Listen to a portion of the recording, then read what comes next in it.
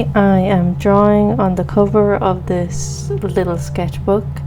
It is an art creation 12 by 12 centimeter, quite small sketchbook. I've had it for a good while and I still haven't finished it, but only have a few pages left and then it should be done. But every time I get a new sketchbook, or I'm like halfway through or coming to the end of a sketchbook, I always like to draw on the outside. I know a lot of different artists like to put stickers and stuff, but I like to treat it as a page, and I find that a pen takes really well to the cover. I'm using a big biro black color pen, and it doesn't smudge or anything like that, and I find that it just looks really cool on the outside. And I like to get sketchbooks in different colors, so this one's red, but then I have like purple and pink, so that they look really cool when they're all like stacked together on the shelf or on the bookshelf. Here I decided to draw a tree, like a little forest scene.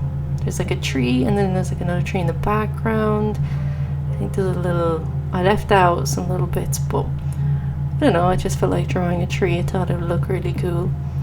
And then on the back I decided not to go with a tree because this took a really long time, and instead of doing a full scene I decided on the back to do a little house plant, like a monstera plant in a pot, and it looks really cute. So I did intend to do like a cool scene where if you open the sketchbook it will kind of go across the back and the front cover, like it'll go across both, but that would be really time consuming, so this is what we ended up with. Gotta do what you gotta do, you know. I also think when you draw on the outside of your sketchbook and you haven't finished it, it kind of encourages you to actually finish it, because you kind of pick it up and you're like, oh, this looks really cool, and then also people can see the outside and you have it, say, on your desk or wherever, and people are like, oh, that's really cool, and you can be like, yeah, I drew that, and they're like, what? And it kind of encourages you to actually finish it. And hopefully when I do finish this, we can do a little sketchbook tour, which is a scary thought, because this sketchbook I feel like is like my little junk sketchbook. It's really small and it's kind of like a warm-up, and there's just doodles and absolute random bits in here that looks like a 4-year-old did it, but you know, that's okay too. Make bad art paves the way for the good art, you know what I'm saying?